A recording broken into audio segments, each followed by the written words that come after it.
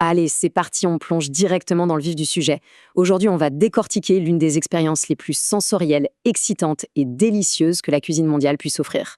L'objectif de cette exploration, c'est de comprendre un plat absolument iconique du Yémen, la fassa. Franchement, ce n'est pas juste une recette, c'est une véritable performance dramatique qui se joue en direct sur la table. Pour tous ceux qui veulent tenter de cuisiner ça pour la toute première fois, on va détailler chaque étape, chaque son et chaque ingrédient. C'est vraiment le moment de découvrir comment la chaleur, les épices et la tradition se rencontrent de la manière la plus fascinante qui soit. Quelle déclaration incroyable pour commencer, non? Si la farassa n'a pas bouilli sous nos yeux, eh bien, on a tout simplement manqué la saveur la plus puissante du Yémen.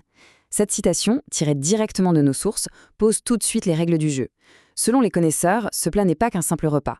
C'est décrit comme une véritable addiction. Et le plus fou, c'est que l'expérience visuelle de l'ébullition est totalement indissociable du goût lui-même. La puissance de la saveur yéménite dépend littéralement de la vue de ce bouillonnement intense. Ça pose un niveau d'attente assez exceptionnel où la chaleur féroce agit comme le véritable ingrédient secret. Section 1, le secret du goût yéménite authentique. On passe à la section 2, les ingrédients essentiels de la faessa. Ce qui est vraiment super intéressant ici, c'est le contraste des ingrédients et c'est très rassurant quand on débute.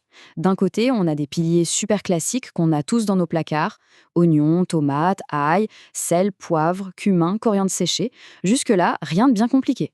Mais là où ça devient unique, c'est avec l'ajout du samen baladi, ce dit local super riche, et surtout du fameux ilbe fouetté.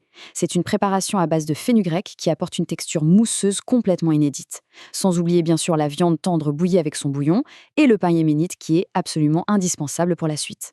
Ce qui nous amène à la section 3, les étapes de préparation pour les débutants.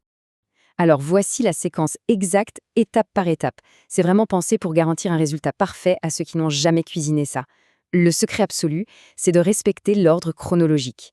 D'abord, on fait fondre ce riche ghee pour y faire suer les oignons jusqu'à ce qu'ils soient bien tendres.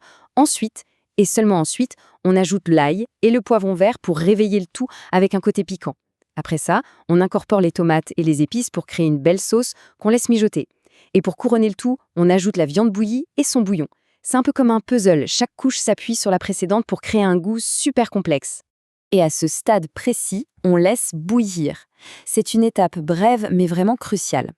Comme la viande est déjà cuite, il ne s'agit pas d'une longue cuisson, mais plutôt d'un moment de fusion totale.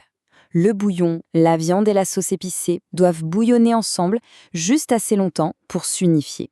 C'est exactement le moment où tous ces éléments disparates se lient pour former une base super riche. Section 4, la magie du bol en pierre. Attention, c'est ici qu'on entre dans le côté spectaculaire. Imaginons la scène un peu au ralenti. On a ce grand bol en pierre qui a été chauffé à une température extrême. On y verse le mélange de viande complètement brûlant et on vient déposer cette mousse de hilbé par-dessus. Et là, boum, une réaction explosive se produit. Le hilbé fouetté frappe cette chaleur intense, commence à mousser, à s'étendre et à s'intégrer au bouillon avec une force magnifique. C'est vraiment la seconde précise où la magie de la fassa opère. C'est littéralement une performance sensorielle complète. Dès que le liquide touche la pierre brûlante, ça déclenche un son d'ébullition féroce, un crépitement lourd et ininterrompu qu'on ne peut confondre avec aucun autre. Et visuellement, c'est impressionnant. Une vapeur super épaisse et parfumée s'élève d'un coup, remplissant l'air d'arômes incroyables. D'ailleurs, nos sources soulignent bien que ce son éclatant et cette vapeur majestueuse font l'âme même du plat. L'ouïe, la vue et l'odorat sont totalement captivés bien avant la première bouchée. Et enfin, section 5. Présentation et avertissement important. Voici un avertissement super important qu'il faut absolument garder en tête, surtout lors d'un premier essai en cuisine. La température de ce fameux bol en pierre est extrême lors du service. Il ne fait pas que garder le repas au chaud, c'est un véritable radiateur actif qui continue de cuire le plat directement sur la table. Il est donc impératif de le manipuler avec une très grande précaution. Toucher ce bol à main nue n'est même pas envisageable. Cette chaleur exige du respect. Le point crucial à retenir ici, c'est l'immédiateté. Le plat arrive sur la table complètement bouillonnant et c'est exactement à ce moment-là qu'il faut l'attaquer. On prend du pain yéménite bien chaud, on plonge directement dedans et il faut manger rapidement pendant que l'élan de l'ébullition est encore là. Si on attend que ça se calme et que ça refroidisse, on perd complètement la texture fouettée du hilbé et l'intensité des épices. Bref, si ce n'est pas brûlant, ce n'est tout simplement plus de la vraie faessa.